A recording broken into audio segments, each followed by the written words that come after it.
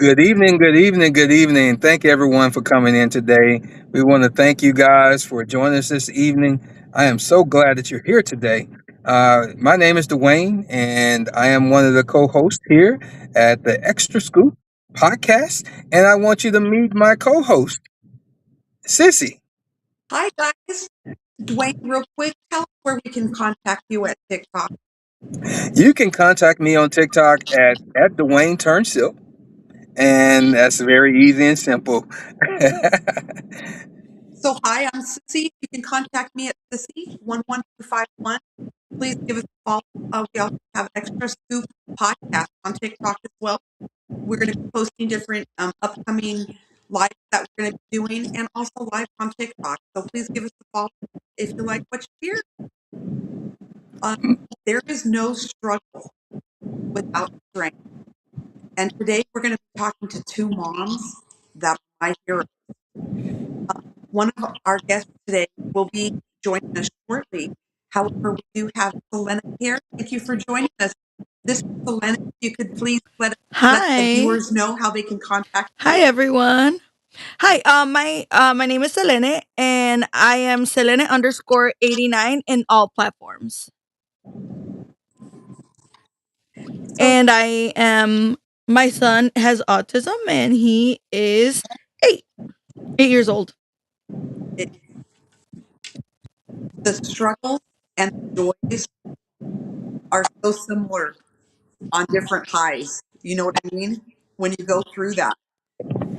When What is your son's name? Do you mind, Oh yeah, of course. So his name is Sebastian.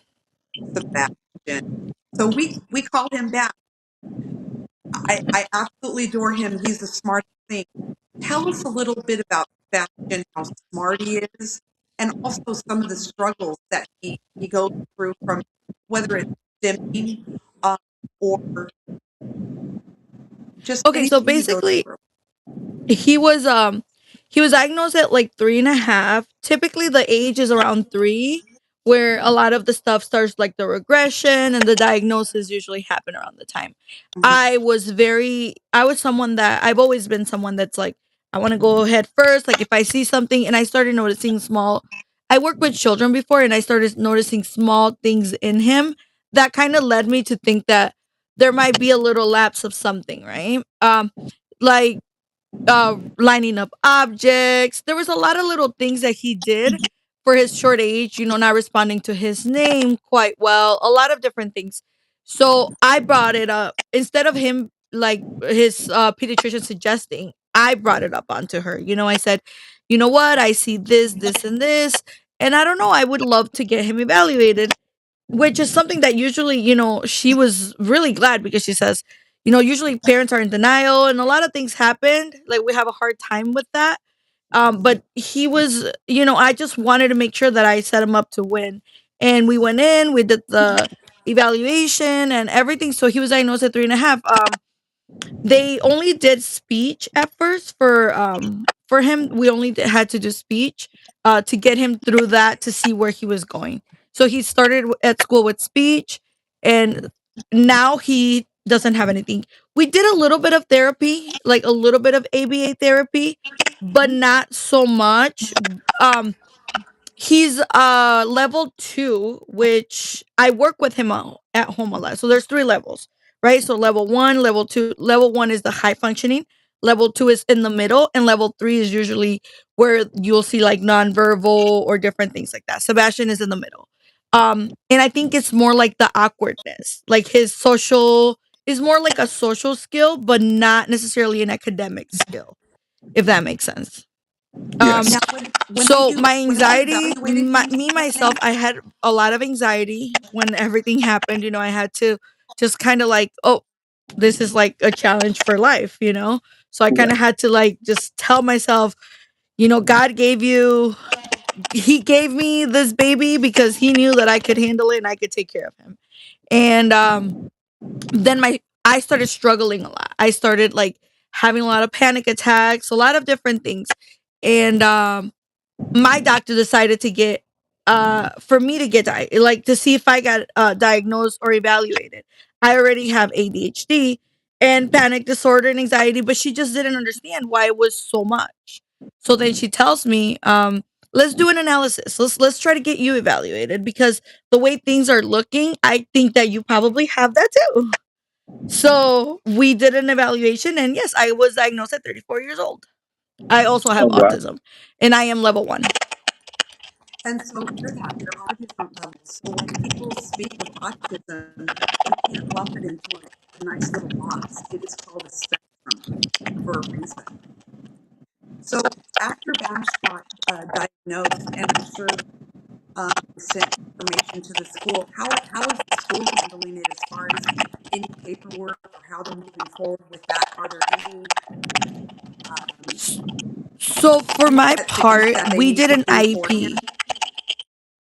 Yeah, we did an IEP, and that's where the clause was speech was my biggest thing because he had a hard time understanding, like with autism sometimes kids have a hard time understanding like directions, like 1 2, if you say give me the paper he would understand that, but if you say go underneath this, pick this up, and then you'll find a paper and bring me the paper, like 1 2 3 step directions were very hard for him. So basically the speech was helping with that, right? He had a hard time with who, what, where.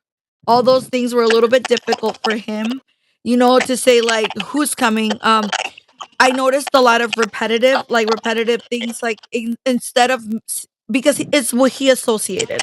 So basically, I'm hungry. Instead of saying I'm hungry, he would say, "Are you hungry?"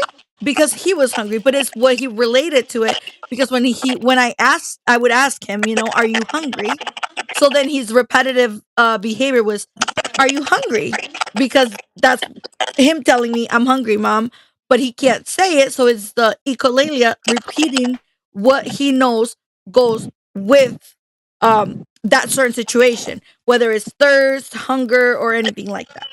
So it was like, "Are you hungry? Are you hungry?" Or "Are you tired? Do you want to sleep?" So he just basically, whatever situation we were in, that's how he rep like it showed us what he was and everything. So the speech worked really really well with that. We had a little bit of ABA for motor skills, which were like the pencil holding, bike riding. It's motor skills are very difficult. So sports are really difficult. I have tried for him to play football, different sports, but usually team things where you follow, like I said again, the direction, the 1 2 step direction. It's very hard for him. He really can't do it. Most of Yeah. the things that he does are more like solo.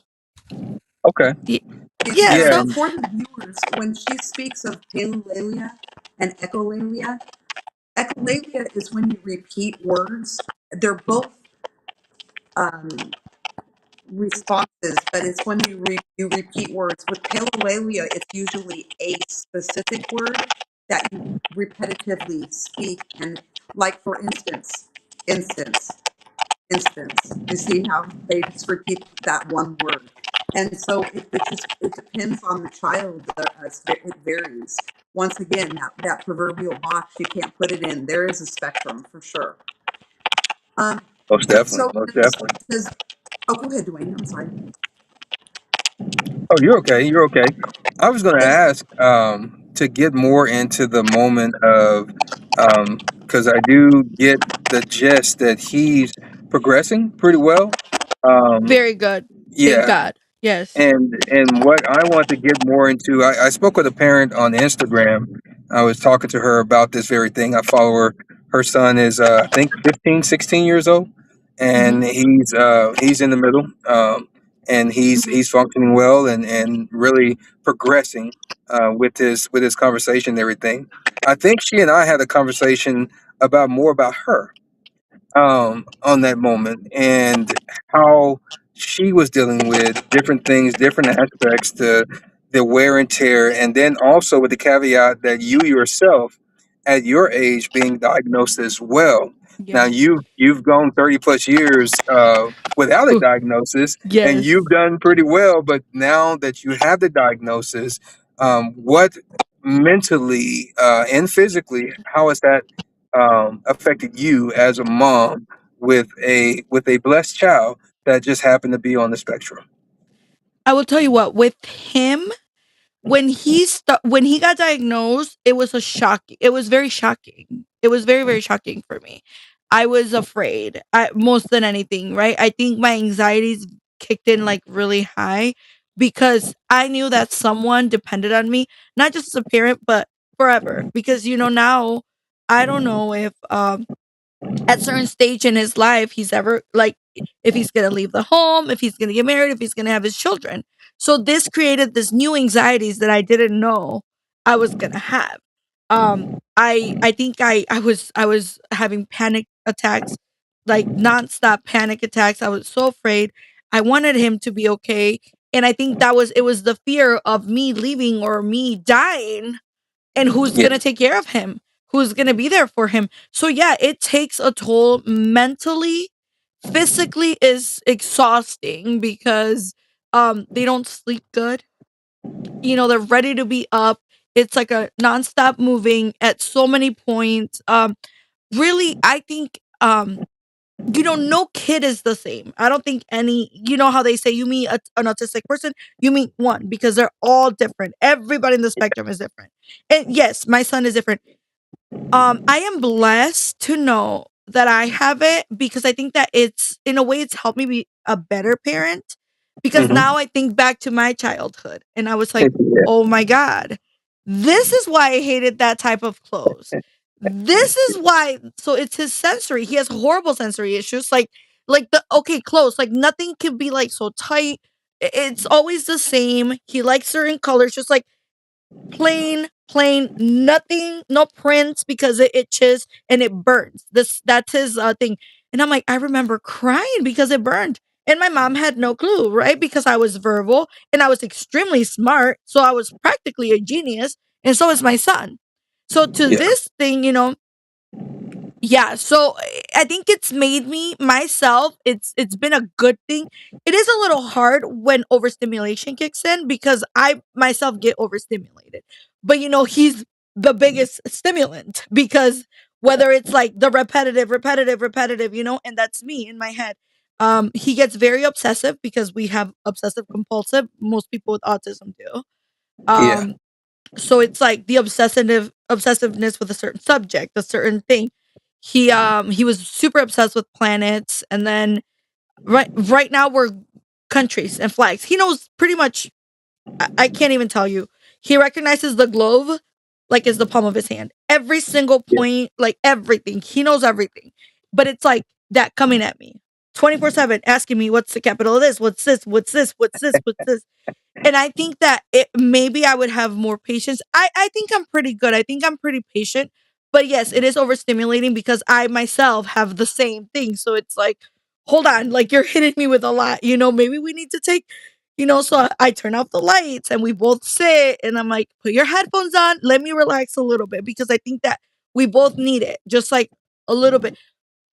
But I could say at the same time, it's also good because just sitting together, we we're good. Like we sit together and we just kind of we know we're spending time together, but we don't have to be engaged, if that makes sense. yeah, I think the hardest thing is definitely though acceptance. That is the hardest thing because it's really hard sometimes because whether it's judgment or people coming in or sometimes a family member or it's just all these little things, comments from outsiders, things that people say or they're hurtful sometimes, so it's really hard to accept.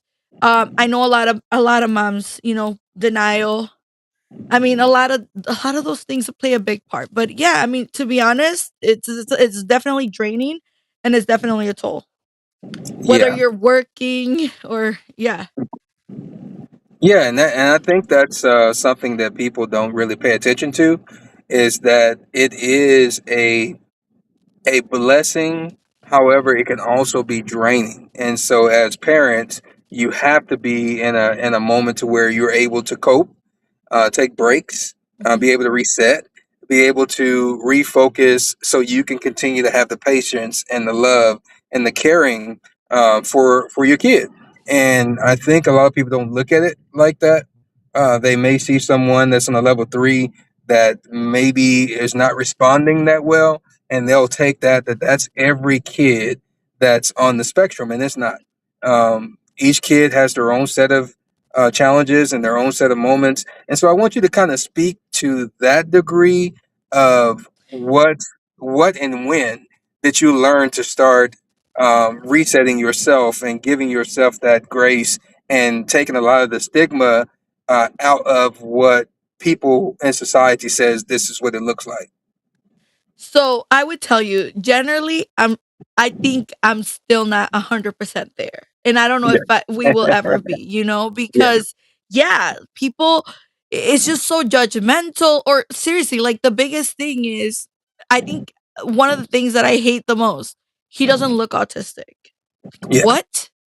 Like when people say that to me, but he doesn't even look autistic.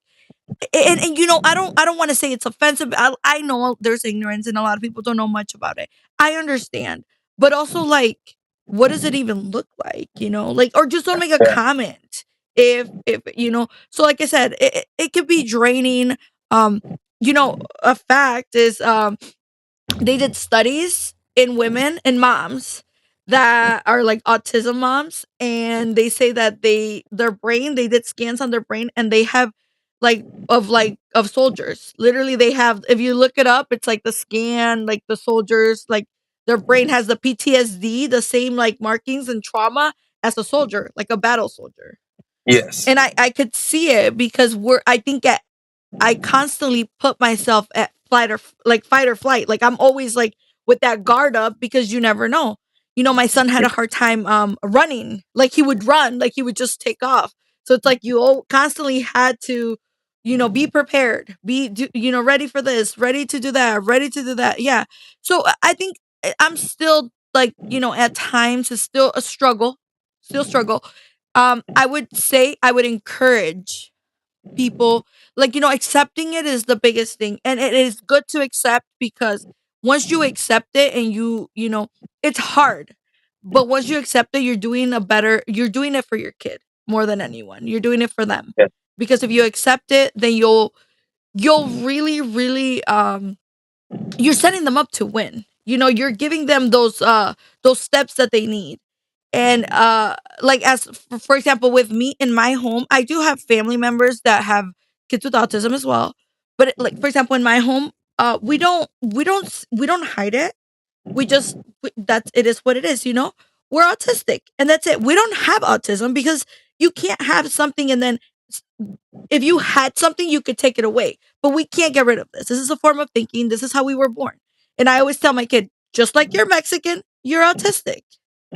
Yeah. Um, so I'm like, we're autistic, and this is just part of who we are, and that's it. There's nothing else. Like, we learn different, we like different things, and we have a few sensitivities to whether it's, sound, or clothes. Yeah, hey, my son is cheap, because all I gotta do is buy him Walmart clothes, and he's happy. So I know, I'm right? telling you, best thing that could have ever happened to me. 3 black shirts, 3 gray shirts, and he's happy. We're good to go. So I'm good. Let's go to Walmart and buy some t-shirts, some soft t-shirts. That's what he calls them, soft Yes. t-shirts. So, but yeah, definitely, yeah, definitely the acceptance part. They're really fun though. He makes me so happy. I genuinely think that they make us so happy. Just like, when he stims, right? So like I say to anyone that in family, he's getting better. He doesn't. When he started, when he was a kid, he used to do this, right? Yeah. And then this. Right now, we're at like sometimes this, or he does this a lot. I gotta have hair color on my hands, like this, like where he goes like Yeah. this when he's super excited. And I always tell like family members and everything, I'm like, if he's stimming in front of you, he's comfortable. He's Yeah. at his best when he stims, and he doesn't care who's watching, and it's not, you know, he is happy. So I always say, I'm like, you know, when he's like flags or anything that he's interested in, his the light in his eyes, like he smiles with his eyes and he is so happy at that time. And I'm like, no one could make him happier. Um, so I think that, you know, uh that he just makes me so happy. Like it's just a big joy. Sissy said that she's on stage, but she doesn't see anyone. Yeah, I'm trying to get See, her back into that moment. She's saying that she's coming in and out, but she doesn't come. It just shows she's off the line. Is what this shows here. mm-hmm, But we're trying to get her back in. Um, but yeah, it's just one of those things that people have to kind of understand in this moment with our kids that are on the spectrum, that there is a moment of acceptance that has to happen. Just like anything in life, we have to accept certain things in order to get through it, mm-hmm, and acknowledge that it's there, and then we can actually start navigating our way through it. And I think exactly. that's a very important thing, especially when the kid is one of the kids are stimming. We have to understand what that's for and what that the Mm-hmm, reason is, so we don't mistake it bad behavior or this or that. We can exactly. work through the challenge. So stimming basically is just like releasing energy. We have so much energy that goes through our bodies. So stimming is when we do the repetitive movement. And it could be anything. Like you see me, you probably saw me, like I keep grabbing my hair. I think that's a Yeah, way of me stimming. Like cause it's like the nervous, but it's like we have so much energy that it has to like release and it has to leave our body somehow. So you see a lot correct. of kids, they either rock back and forth. You would see kids, like this fidgeting, all those things, those are all called stimming. All those things are forms of stimming. It could be lip biting. You see sometimes they do that. um it's just so many. Like I had my little cousin, he would do this, like this, like Yeah, his head. But it's just because there's so much, especially when they're younger, there's so much energy in their small little bodies, and it needs to go somewhere. It needs to be released. So that is the correct. way that they release it. In my son's IEP, I have we wrote out like a little portion where after lunch, because usually he's very, very energetic. After lunch, after recess, he comes in. If it's really bad, he's allowed to go because he does general ed. I don't have any special education for him, nothing. But if he is super, super like overstimulated, he can't calm down. Me and his teacher agreed that he would go to the special room. And basically he goes in there to release his energy for 10 Yeah, minutes. Just give him yeah, 10 minutes to like release his energy a little bit so he can like, and they have like swings and they have like different little things where they could twirl and do little things just to like release, calm down, and come back. And that's what we do at home too. And when you ask me yeah, like how do you know to separate it, that's how we do it. Like if he's having a hard, where he has a hard time, and I'm not gonna lie, the iPads. I know it's hard. A lot of people say screen time. This, whether it's good or not. With a kid that's on a spectrum, sometimes yeah, that's your savior because yeah, it does calm them down. It brings them into that, okay, something they like, something they're focused in, and you can use it as a positive thing. You don't necessarily have to. Obviously, it's good to monitor screen time for all of us, not just our kids, us too, with our cell phones. But yeah, yeah, I think it calms them down a little bit. It keeps them more like situated, and eh, the headphones help. For me, I kind of just take a little step back, and I do tell him he's a little bit older now. It was a lot harder when he was young. Now that he's older, I'm like, okay, I need some time because just how you get overstimulated, so am I. I'm like, can you go to your room and like that's correct. just take a little break? Hi, Ashley. Hey, Ashley, how are you doing today? We're doing pretty good. I want to welcome Ashley to the room. Ashley, can you say hi to everyone? Yeah. Ashley, too, is here today to share with us her journey as well. And we would like to take a moment to just let Ashley introduce herself, introduce her journey with her baby as well, and kind of give us a little bit of a brief synopsis of exactly what a day in your life looks like in your journey. Hi. Okay. So I actually have 8 kids. And so the 6 younger ones live at home. The other ones are grown and gone. And so my kids are on different, you know, uh, parts on the spectrum. Each one has their different, their differences. A day in my life, we pretty much get up early in the morning. We take care of our chickens because we have a small chicken farm. They will help out with that. We do chores, we learn things because they do homeschool.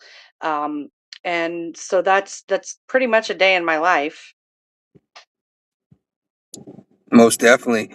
We were just talking about just a moment ago of I guess the reality of dealing with kids on the spectrum, and also some of the misnomers of being a parent with someone on the spectrum, and what it feels like and looks like to the parent themselves during that moment. The ups, the downs, the in betweens, learning to cope with that moment, and as our sister up there above you stated earlier, she was stating, well, beside you, she stated earlier that um, she had to accept what was actually in front of her so she can learn to navigate through everything that's there in her reality even now. And so I wanted Right. to get your take on that moment because you have a broad array of that moment of navigating and having to accept each time on that moment and then navigating through it, but still being I guess accepting and ready and aware of those before that moment because each child is still different. Could you speak to that just a little bit? Yes. So for me, I feel like during challenging moments, like, and their meltdowns, because meltdowns happen sometimes. Basically, we would just learn how to keep calm. Like, a lot of the time, there's so much of a need to rush and, like, force them to hurry up and quit crying, that they don't actually get the moment to process their emotions. So learning how to help them process, name and process what emotions they're feeling and what they're going through, you know? Yes, yes. And Sissy was here. Somehow I know I was having trouble hearing her mic sometimes, but I think she just dropped off and she's trying to get back in the room. We're just trying to get her back in here. She's trying. But I also want to ask again, just kind of on that moment of the parents, because I was speaking to a couple of parents myself today and yesterday on Instagram that have kids on the spectrum, and their kids are a lot older. They're teenagers. One just became grown as well. And then I talked to another lady. Her kid is young, so they're in different stages of the moment. I think her daughter was 6, and so.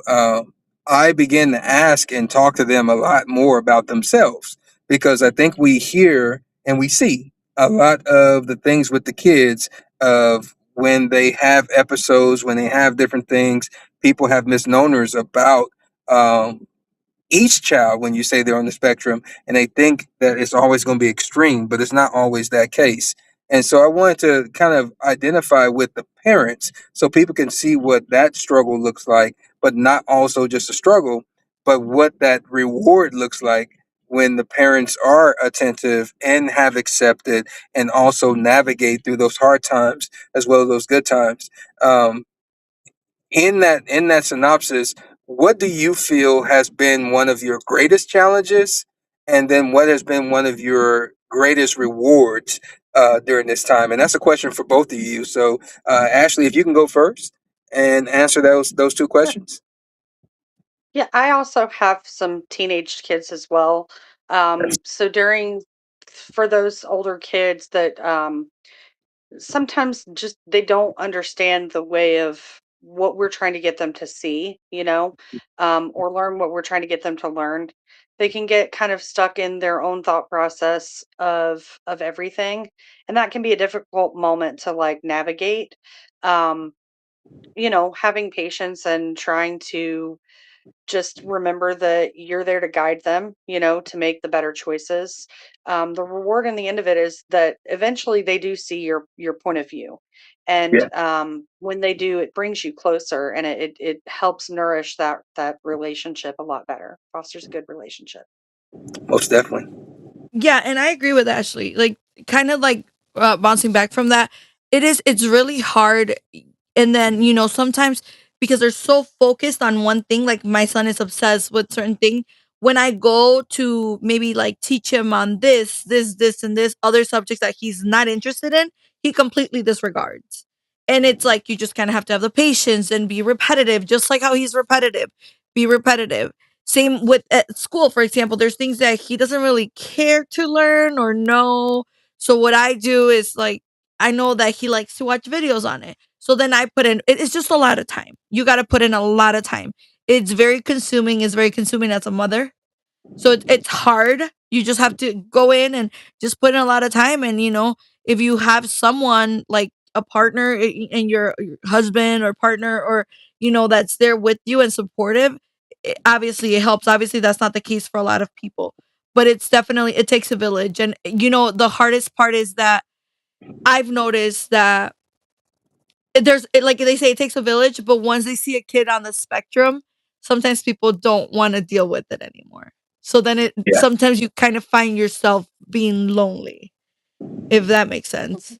But it's yeah, definitely, I feel like it's twice as rewarding to, yeah, like what she's so rewarding. Like when you see them that, I taught them this, and this, and then they're finally putting on that shirt by themselves. And it's like, oh my god, they had such a hard time, but now he yeah, can do this. Or like, I see him, oh, eating was so hard, eating by himself with the spoon, the fork, that was such a hard thing to do. um it was like but you know what, I learned to accept it, and I said, it's okay, use your hand. You know what, I'm not gonna worry about it. I don't care what anyone says. We're doing this, whatever accommodates you and what's gonna make you happy, this is how we're gonna do it. And yes, I can't imagine, Ashley, you have, are all your kids on the spectrum? Most, yeah, yeah, all of them. Yeah. Oh my god. Yeah, I can't even imagine. And see, that I would say is one of those things that for me, I was so scared. I just have Sebastian, and when people tell me you don't want to have any more kids or any of those things, I always said, you know what, I'm really scared because statistics show that like if you have one kid, the next one most Hmm. likely will be on the spectrum as well. So I think in Yeah. a way it scared me. And that's why I haven't, I haven't um and at times I'm like, am I like jiffing myself from like not getting having another kid cuz I kind of like a girl, but it's so scary. It's so scary. And it's just like I mean, you want to do it, but it's scary. It's definitely scary. So yeah. it's Yeah. a frightful thing for the future. And speaking to Can that, be. I think a lot of people don't think of that fear in the parents because they think just like if you have a kid without the spectrum, sometimes just the pure weight of raising another human being can be overwhelming for a lot of people. But Mhm. then you add on the layers of having a kid on the spectrum, and in Ashley's point, having several kids on the spectrum, and now you have to navigate all of those emotions of just being Mhm. mom or being dad or just being present and just dealing with the normal things. But now I have to pay attention to the small things because my kid is affected a little bit different from the next child with the normal things. And so I think fear is a big thing that I heard a lot of from the people I spoke of. And I think they navigate those fears a little bit different. And I'm glad that you spoke of it out openly like that, because that was going to be my next question, is about the fears of not only your kid being diagnosed on the spectrum, but also the fear of now having to navigate through that time in life of getting them to the moment. And even once you've had that success of navigating them through their childhood, now the next navigation of actually helping them navigate through adulthood. those fears. And I want you guys to speak a little bit from that. Basically, Ashley, we'll start with you again. What are some of those things that you have those fears of? And then also, um, what are some of the things that you would recommend to other parents who have kids on the spectrum? And then also for those that don't, that can use some of the tools and things that you've learned with your kids also. So for me, I feel like definitely enlisting in community support. Um, I don't really have family and friends, so I've had to like make my own support system. And looking locally, friends that have children that are also on the spectrum has helped me greatly. Like that's how I've really made it through. Because parents that don't get it, they don't get it. They don't understand. There's no explaining it to them because they can't wrap their minds around it, they're not living that life every day. Um, there are a lot of different really good, community resources where I'm at. I can't speak to other people because I don't know, but each person, like, they'll choose a different pathway, um, and that's, what works for one family isn't gonna work for another. I feel like that's the most important thing to note. Like, there is no one size fits all solution for coping and learning how to navigate parenthood and, child rearing. There's just no one way fits all. So definitely look within your community. Don't be afraid to reach out in mom groups. They might have some good recommendations. Midwives, pediatricians, those would also have good recommendations of places to go in different avenues. Yeah, So even looking there even would like be helpful. Facebook, like how you say the little groups, there's like small Mhm. groups, TikTok, I Yes. mean there's groups, and you can find other people, and as different as the kid might be, there's so many similarities, and we're all in this struggle together. You Most never definitely. know. You never know. Anybody who wants to reach out to me, I'm always here. You never know what you can little things that you can take from one parent or the other. For example, like I know that there's a big like misconception with like whether like, nonverbal is worse than a verbal one or this or that. Regardless of anything, we all go through the struggle. Yes. Like Mhm. it is very frightful. I see so many parents that I've talked to, spoke to a lot of parents too, that have told me like, I don't even know their voice. I don't know what, and I can't imagine. I couldn't imagine like not knowing what my kid would speak or how he would sound or different things. I'm 100% sure that their struggles are way different than mine. Um but we're all in this thing together. Like we regardless the trauma, it's very comparable. It's very the same. Like we it's hard. It's definitely hard. Um Most definitely. the everyday, like you asked, like adulthood, making sure that they're independent, that they get to a point in their life where they're independent and they're able to do things on their own, as in like work and, maybe have a wife or a family, or, those little things that are, yeah, I'm afraid because I don't know if that's going to happen. I don't know if he's going to be 70 years old and he's going to live, if I'm going to be there to see it, or, if he's going to be in his 40s and still living with me, and which I don't have a problem with, because I know that this is what was given to me, and that I just have to do this. I don't have a choice. This is what it is, and that's how it's gonna be. So, yeah, those are huge fears, and especially independence, but also like my son, for example, he's starting counseling, and we're doing this counseling thing where just explaining the sarcasm, because sarcasm or little things that sometimes kids are really mean, Yes. and they don't want to play with him because he doesn't understand a certain concept or a certain thing, or he gets obsessive, or he does this. So we're doing a little bit of counseling right now through university. So a lot of universities help too. If you need, like, you could always reach out, put it on the Google search. I mean, the good old Google, but it works. You put on some stuff. There's a lot of community help. You can ask the pediatrician, and that's how we found out that the university does it by me. And they talked about, they're doing the counseling. They tell him like, how do you think, like, they give him a scenario. For example, they said this and this. What do you think that is? Do you think that they mean this? Like, do they want to play with you, or are they just like laughing? Because we had, for example, I had an incident with my son where this kid was like, "Oh, you're my butler. Like, you're my friend, but you're my butler." So basically, Sebastian would walk around, just do anything he wanted. The kid would throw something or whatever, and Sebastian thought he was being included. He was the Yeah. butler. So then he was basically just cleaning up after this kid, doing everything for this kid, and like, whatever. And he didn't mind doing it because he was being included. But it's so Yeah. sad that he doesn't see the malice behind it. Like, someone, the other kid knows. He knows that he's like literally just having him be his, maid, just doing everything for him. So my son Yes. was just doing it happily because he was just happy to be included because it was something different. Yeah. So we're working on that, but it is hard. It's a fear of like every day you don't know, because he's verbal. They call him. He would say, "Mom," they say I'm the half autism kid. Which is Wow. also, I don't know if I should take that as a good thing. So there's a lot of struggles, a lot of fears, of them not defending themselves, of not understanding that they're even being picked on.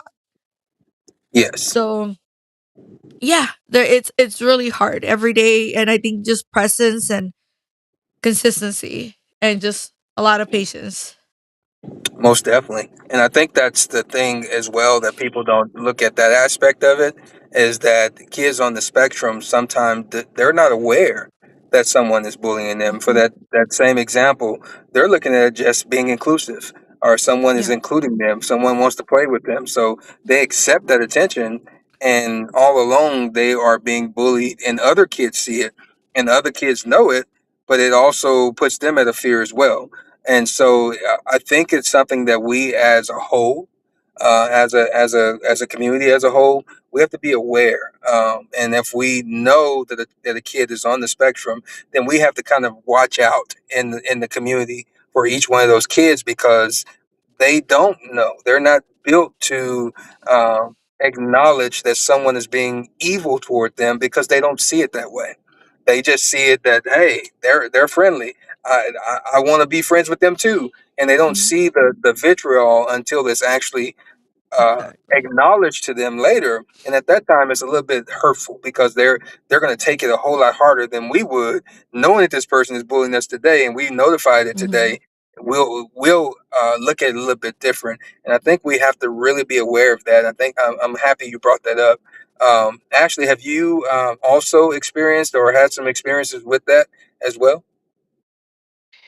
My kids uh, have not gone to public school. When we interact with other children, it's either at a co-op or at a playground, or one-on-one, like groups at home with friends.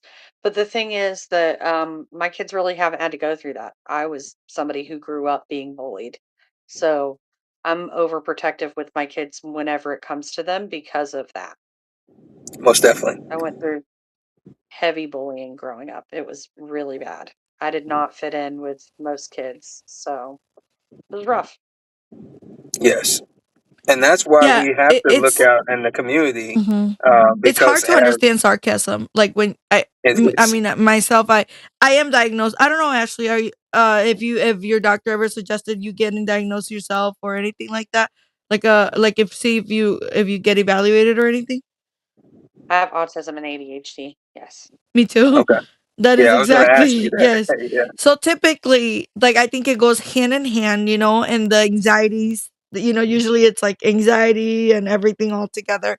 So yeah, same here. I think sarcasm is really hard. It's really hard, and sometimes it's really hard knowing like whether somebody means well or not. And just for a regular person, right? So somebody whose brain just processes a little different, and our brain is a little, wired a little bit different. And that's what I tell my son. I'm like, your brain's wired a little bit different. I'm like, but it's a beautiful brain, and it's still big, and it's so smart, and so he Mhm. understands, and I I am there too. I'm like Ashley. Like I have this back and forth whether I want to keep him home and homeschool him. We've talked about it so much, and like, are we gonna homeschool him? Are we gonna do this? And I keep Yeah. going back and forth, and it's because I do want that socialization because he doesn't have other kids at home, right? So I don't have any other kids, so I'm like, that will do him good. The socialization would be good for him and at school, but at the same time I'm like always like worried and I want to be overprotective because of that, those other things. So Most definitely. Right.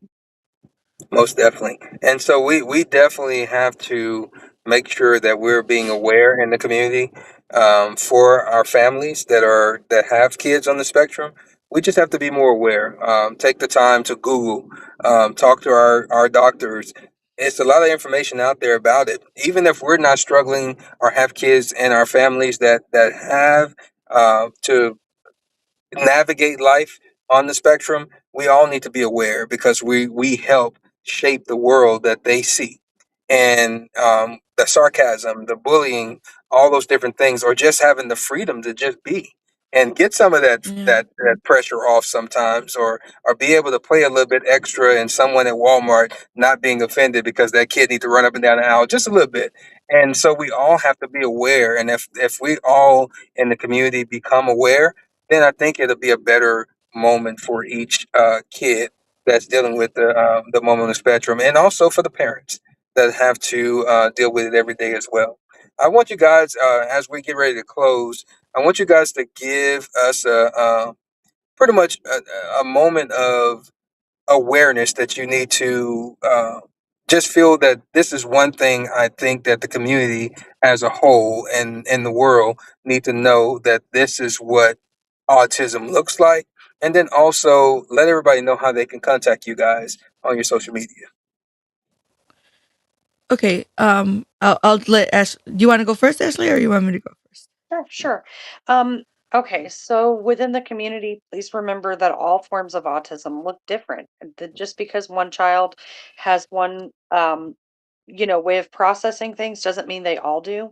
Be considerate. They are human beings. They're going to carry the things that you say with them throughout their life. Like their inner critic is going to remember that. A lot of these kids are also dealing with rejection sensitivity, dysphoria. You need to keep that in mind as well because it causes physical and bodily pain to them. So, being more empathetic and more considerate of the children around you, maybe remember you were also once young and rambunctious kids. We all weren't perfect angels. So, Yes. I think that's important to remember because I see a lot of older people get snippy with kids that have autism, and I have even corrected them like, hold up, they're communicating something. Let's listen and find out what that is. I feel like that's an important thing. Again, if you want to ever reach out, Selene or I are happy to answer any questions that any parents have. We're happy to be here. Even if you just want to vent or have someone to share some camaraderie, have some understanding without the judgment, we're happy to reach out to you. For me, on TikTok as Nerdy Hippie Mom. I'm also on Instagram. Um, don't have a Facebook yet, but I'll be getting one soon. Um, but if you'd like to reach out to me, you can do that there. We pretty much have real life lives every night where we talk about everyday stuff, parenting, you name it. That's how you can best reach me. And again, community resources. If anybody has any questions about like the Central Texas area, I'm extremely knowledgeable because I've helped parents for the past decade and a half here. So I have a lot of resources to share with anybody that needs those resources in the Central Texas area specifically. Okay, Selena, you take it away. Definitely. Okay. Um, I'm gonna double back on that, like where she says, like, I just it looks different in every form. There's very many different kids, and not because it's all different means that one has it more than the other. It really is hard, and like that whole, like I commented on it before, like he doesn't even look autistic. Like sometimes those comments are very hurtful. So, and it could take different moms would feel different way. I guess what I would want people to take away from this would be like, just kind of like have patience on the kid, but also have patience on the moms because we're struggling here. You see That part. us, like, have some grace, like you see us like carrying this like load, and it's a lot. It's really a lot. Sometimes we don't sleep. Sometimes, we're like on 2 hours and super caffeinated because, we're running around like a chicken without a head, try to make sure this is done, because a lot of them can't do it themselves. So we're working for two humans, so just give us a little bit more grace, a little bit more, we have all these fears, all these anxieties, all these things, and sometimes that's why we're not too sociable like everybody else is, because we are too struggling. And just like you see, me and Ashley, we both were diagnosed. So possibly if your kid has it, you might be the parent that gave it to them, or the dad, or so sometimes just a little bit more grace from people. That's what I would say. And just smile. Nothing costs anything to smile at them. We're not different. We're not like, just because you see someone stimming, he's not like, there's nothing wrong. He's just letting out his like energy. Is just a happy dance, like I call it. Just, you can smile. You don't have to, it doesn't have to be anything bad. We're the same. It's still the same. And yeah, that's it. Like, just give us a little bit of grace. We're just trying to get our kids there and make them successful. That's it. A little bit Most harder, definitely. but that's what we're doing. Most And you can definitely. find me. I'm pretty much, my name is Selene, SELENE_89 in all platforms. All right. We definitely thank you, ladies, for coming out today, Ashley and Selena. We definitely appreciate everything that you had Thank to give you. to this podcast today. We want to thank Thank Queen you. Angela with the podcast for allowing us to be on this platform today. We want to thank Sissy, my co-host. She has some technical difficulties, but she's not here right now. But I definitely know that she's here in spirit right now with us.